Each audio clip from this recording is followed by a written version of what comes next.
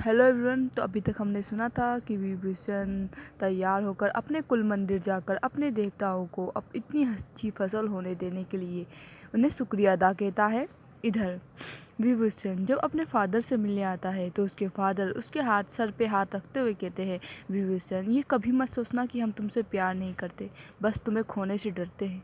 पर जब अपने सेक्ट की बात आए, बिना सोचे अपनी जान देने से कतराना नहीं बेटा।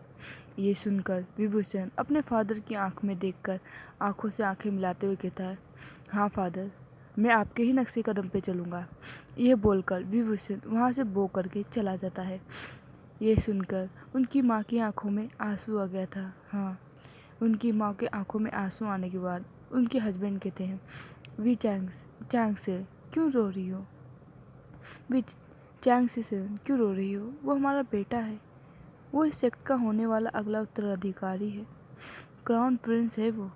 उसे अभी से अपनी जिम्मेदारियां समझनी चाहिए। दूसरी तरफ हमारा लांगवान जी और लंजा दोनों ही इन राजकुमारियों से इरिटेट हो चुके थे इरिटेट हो चुके थे। इधर लांगवान जी और लंजा के पीछे चारों तरफ बस राजकुमारियां ही घूमती रहती थी। लांगवान जी और लंजा दोनों ही पूरी तरीके से इरिटेट होते हुए अपनी मदर के हाउस में उनका इंतज़ार कर रहे थे। इधर उनकी मदर जब उनके हाउस में मतलब उनके घर में पहुंचती है तो देखती है कि उनके दोनों बेटे उनका इंतज़ार कर रहे हैं। तभी मैडम लेन कहती है, क्या हुआ बेटो, तुम यहाँ क्या कर रहे हो? तुम्हें तो अभी अपने काम पे तुम्हें अभी काम होगा ना? ये सुनकर लांगवान जी और लंजा अपना मुंह बनाते हुए कहते हैं, मदर, आपने ये जो राजकुमारियों को हमारे सेक्टर में हर जगह लगा दिया है, मैं हमारे आसपास वो ऐसे घूमती रहती है जैसे मानो हमारे सैनिक है जो हमारे दिन भर पहरेदारी करते रहते हैं। अगर एक मिनट के लिए इधर चल जाएंगे तो हमारी तो जान चली जाएगी। ये लांगवान जी और लंजा लांगवान जी कह रहा था और लंजा जो ये सुन रहा था। लंजा जो कि एक इरिटेटिंग स्माइल देते हुए कहता है, मदर, आपको पता है हमें शादी में कोई इंटरेस्ट नहीं है, तो भी आप हमारे पीछे क्यों पड़ गई हो? हमें शादी नहीं करनी। मैडम लेन कहती है, बेटा, तुम्हें अपने सेक्ट की जिम्मेदारियां तो निभानी ही होगी और उन्हीं में से ये एक जिम्मेदारी है कि तुम शादी करो और अपने सेक्ट को एक उत्तराधिकारी दो। यहाँ के सभी राज्यों के एम्परर हो तुम, तो उनके एम्परर को एक होने वाला एम्परर तो देना ही होगा ना। ये सुनकर लांगवान जी और लंजा इरिटेटिंग से कहते हैं, तो क्या हुआ?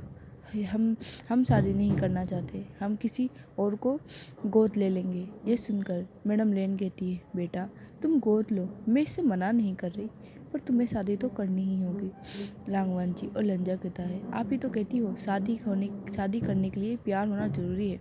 इधर मैडम लेन हंसते हुए कहती है, हाँ, शादी के लिए प्यार होना ज़रूरी है।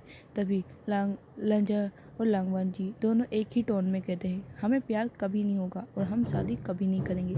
ये सुन के लांगवान जी और लंजा दोनों ही अपनी मदर की ओर देखते हुए कहते हैं, मदर, अगर आप ये सबको नहीं यहाँ से जाने तो बोलोगी तो हम खुद यहाँ से भगा देंगे।